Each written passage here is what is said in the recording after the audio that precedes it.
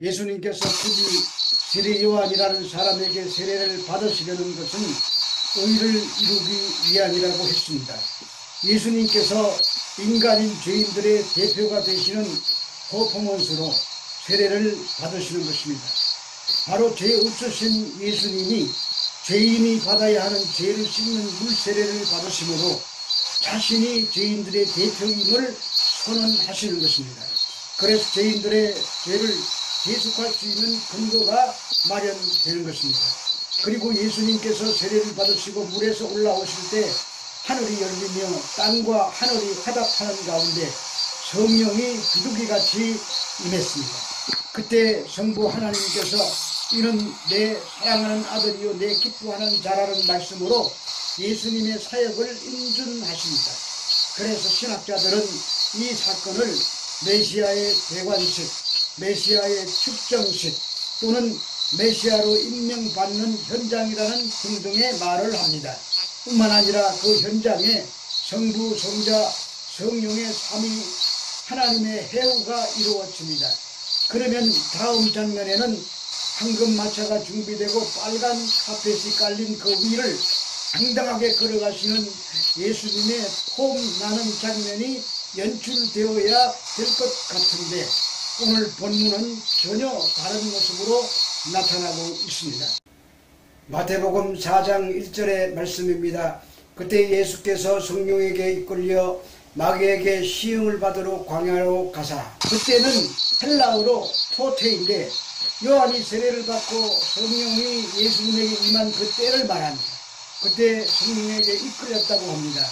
예수님을 잉태케 하신 성령은 그 예수님이 하나님의 아들됨을 증거한 후 마귀에게 시험 받으시도록 광야로 이끌어 가십니다. 이는 외연상 성령의 강권적인 역사에 의해서 예수님께서 수동적으로 인도당한 것이지만 내면적으로는 예수님께서 성령께 자발적으로 순종하신 것을 말합니다. 물 세례를 받으시고 성령의 기름 부으심으로 충만하신 예수님께서 하나님의 일을 시작하시기 전에 아담을 정복했던 사단이 둘째 아담인 자신도 시험에 빠뜨리려 하는 것을 알고 마귀의 계획을 꺾어버리기 위해 광야로 나가신 것입니다. 그래서 예수님은 하나님은 물론 사단에게도 참 메시아로 공인을 받고 공생애를 시작하시는 것입니다. 하여간 예수님은 완전한 하나님이신 동시에 완전한 육체를 지니신 인간으로서의 배고픔으로 인한 육체적인 한계를 철저히 감내해야만 됐습니다. 창세기 3장 1절로 3절의 말씀입니다. 그런데 뱀은 여호와 하나님이 지으신 들짐승 중에 가장 간교하니라. 뱀이 여자에게 물어 이르되 하나님이 참으로 너희에게 동산의 모든 나무의 열매를 먹지 말라 하시더냐.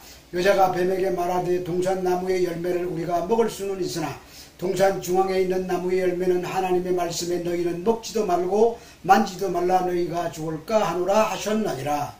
본문에 나오는 마귀는 디아블로스로 중상 무력을 일삼는 자, 살인자라는 뜻입니다. 이 마귀가 에덴 동산에서 뱀을 앞세워 아담과 하와를 유혹해 넘어지게 만든 존재입니다. 그 결과 아담의 후손들은 죄인이 되어 영원한 사막에 처하게 되었습니다. 마귀는 70인역에 나오는 대적자, 저항자라는 뜻의 히브리어 사탄을 번역한 말입니다. 그런데 마귀를 인종차별이나 범죄의 배후에 있는 비인격적인 힘 정도로 우습게 생각하면 큰 오산입니다. 마귀 즉 사단은 인간의 타락의 원인이 되고 하나님과 그의 나라를 대적하며 땅 위에 어둠의 권세를 번식시키고 사람들을 파멸시키려는 타락한 악한 영들의 왕입니다. 바로 그런 자인 마귀에게 예수님께서 시험을 받으러 가십니다. 첫사람 아담이 실패한 그 현장으로 직접 들어가시는 것입니다. 여기서 시험은 헬라어로 헤이라스 데나이인데 이것은 인간으로 하여금 악을 행하도록 하는 사단의 계략을 말합니다.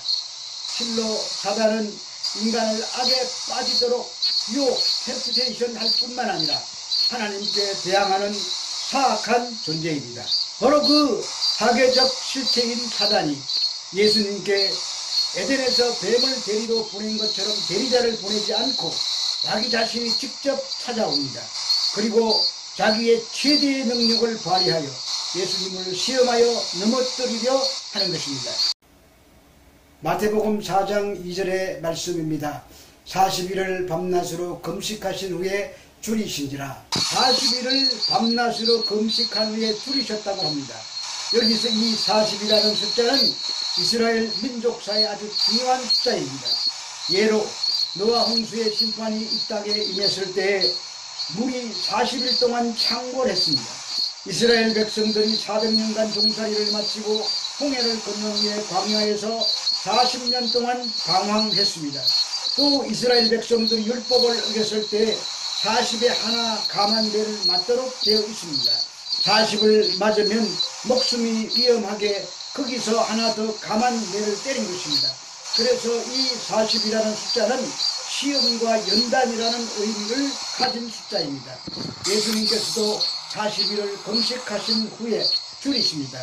이 줄이신다는 말 때문에 마귀가 예수님께 걸어온 첫 번째 시험이 먹을 것에 대한 시험으로 오해합니다. 질문하겠습니다. 예수님이 40일 동안 금식하면서 광야에서 줄이실 때에 배가 고프셨을까요? 안 고프셨을까요? 우리는 하나님의 아들이시니까 배가 안 고프실 수도 있겠다고 생각할 수도 있습니다. 그러나 예수님은 완전한 인간이셨기 때문에 줄이셨습니다. 바로 그때 시험하는 자 사탄이 예수를 시험하여 넘어뜨리려고 찾아온 것입니다. 마태복음 4장 3절의 말씀입니다. 시험하는 자가 예수께 나와서 이르되 내가 만일 하나님의 아들이거든 명하여 이 돌들로 떡덩이가 되게 하라. 이 시험은 인류 최초의 시험과 똑같은 원초적인 시험입니다. 에덴 동산에서 모든 것이 풍족하던 현장임에도 불구하고 사단이 첫사람 아담에게 걸어왔던 시험의 장르가 먹는 것에 관한 시험이었습니다. 그래서 하나님께서 먹지 말라고 금하신 그 금단의 열매 앞에 첫째 아담은 허무하게 무너졌습니다. 그리고 이스라엘 백성들이 홍해를 건넌 후에 광야에서 당하는 첫 번째 시험이 먹을 것에 대한 시험이었습니다. 그러자 하나님께서 40년 동안 입에 물릴 정도로 만나를 주셨습니다. 그런데 그 만나를 먹고도 이스라엘 백성들은 넘어졌습니다. 그러니까 아담의 범죄 안에 그들의 모습이 이렇게 오그랩되어 나타나고 있는 것입니다. 그런데 둘째 아담으로 오신 예수님은 그 첫 번째 시험인 먹을 것에 관한 시험을 극복해내시고 승리하십니다. 예수님도 인간이셨기 때문에 배가 고프셨을 것입니다. 그런데 여기까지만 설명하고 끝나면 이 첫 번째 시험이 먹을 것에 관한 시험이라고 오해할 수가 있습니다. 근데 이 시험은 먹을 것에 관한 시험을 넘어 고도의 아주 높은 신학적인 시험입니다. 본문을 자세히 보면 내가 만일 하나님의 아들이여든 이라고 말하며 시험을 걸어옵니다. 이 말은 하나님의 아들인지 아닌지 그것을 알아보겠다는 말이 아닙니다. 사탄은 예수님이 하나님의 아들인 것을 너무도 잘 압니다.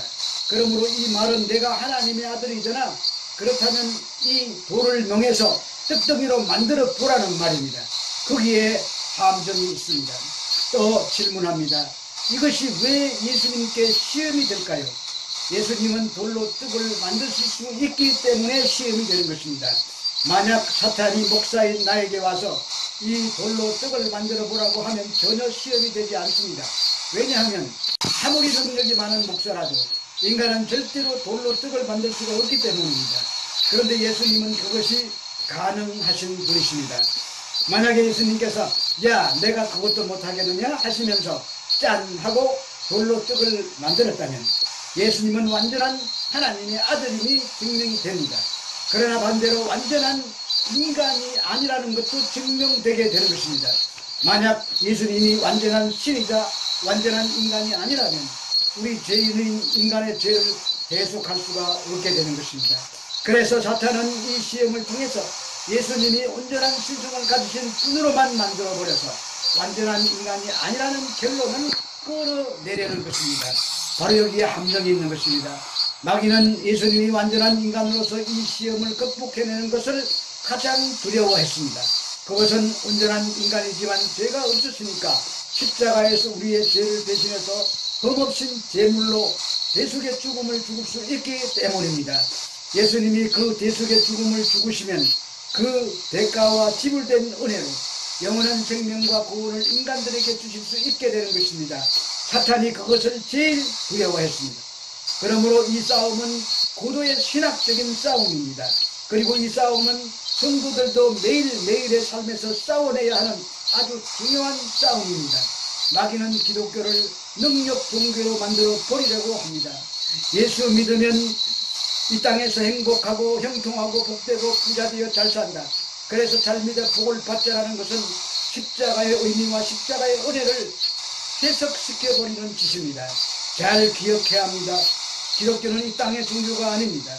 저 하늘의 생명을 품은 신앙입니다.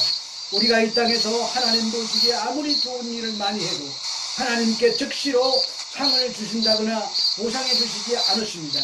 그것은 천국 백성임을 증거하는 자기 증거일 뿐입니다. 이 세상의 삶은 끝이 있습니다. 영혼을 바라보는 자들은 유한한 이 땅의 것들에 연연하지 않습니다. 물론 이 땅의 것들이 많으면 좋기야 하겠지만 부자가 천국에 들어가는 것은 낙타가 바늘귀에 들어가는 것보다도 더 어렵다고 하신 예수님의 말씀을 마음에 깊이 새겨야 할 것입니다. 마태복음 4장 4절의 말씀입니다.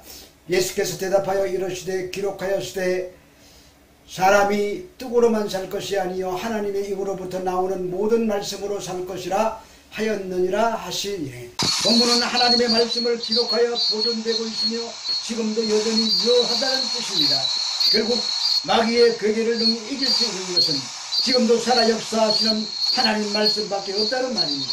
그래서 예수님의 답변을 보면 모두 기록된 하나님의 말씀으로 대답하십니다. 그러므로 우리 성도들도 삶의 어려운 시험이나 공경이 닥쳐올 때에 자기의 지식이나 경험에 의존하지 말고 하나님의 말씀에 의지하여 예수를 본받는 성숙한 신앙을 가져야 할 것입니다. 그리고 예수님은 떡만을 강조하는 사단에게 땅의 양식과 하늘의 양식을 대조하여 사람은 창조주 하나님의 말씀을 떠나서는 살 수 없다는 진리로 마귀를 공격하십니다. 물론 사람에게는 떡도 필요하겠지만 무엇보다도 인간에게 더 필요한 것은 생명의 근원인 하나님의 말씀이라는 말입니다. 이로써 풍요한 땅 에덴에서 성공했던 사단의 시험이 불모의 땅인 광야에서는 실패합니다. 우리는 역사 속에서 떡 문제에 정신이 팔려 영원한 생명을 잃어버린 수많은 사람들을 보아봤습니다. 그러므로 성도된 자들은 응당 하나님의 말씀을 전적으로 신뢰하여 물질적 생활을 허점을 팔고 드는 사탄의 교활한 시험을 잘 막아내야 할 것입니다. 한편 여기서 하나님의 입으로 나오는 모든 말씀은 성경의 저자들이 기록한 성경 말씀도 있지만 그것을 넘어 지금도 말씀하시는 하나님의 말씀인 레마 데우를 말합니다. 무릎을 꿇으면 그 말씀이 들려옵니다. 기록된 말씀과 성령께서 깨우치시는 소리 없는 하나님의 말씀이야말로 인간에게 영원한 생명을 유지케 만들어주는 에너지입니다. 완전한 신이시요 완전한 인간으로 이 세상에 오셔서 마귀의 계계를 깨뜨리시고 승리하신 그 십자가의 은혜를 입은 자로서 말씀으로 이 세상을 이기며 승리하는 삶을 살아내는 저와 여러분들이 되시기를 우리 주 예수 그리스도 이름으로 축원합니다.